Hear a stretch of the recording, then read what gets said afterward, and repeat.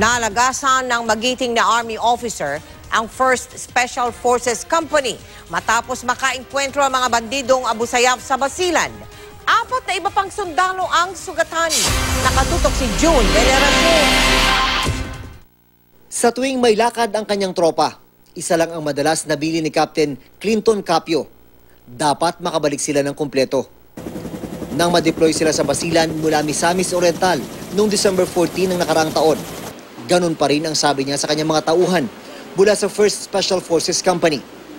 Sabi nga niya nung pagdating namin dito sa Mindanao, dapat walang maiwan o walang buo tayo babalik sa Misamis Oriental. Kasi doon kami galing sa Misamis.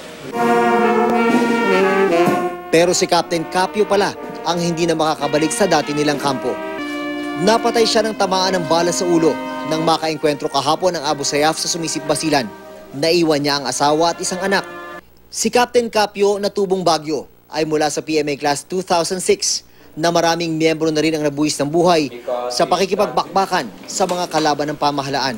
We will mourn yung ating mga tropa na nawala, but we consider them as heroes because yung ginagawa naman nila, alam naman natin kung anong purpose. 4 na iba pang kasama ni Captain Capio ang bahagyang nasugatan. Nagpapagaling sila sa ospital sa Zamboanga City. 2 Abu Sayyaf naman daw ang napatay sa bakbakan.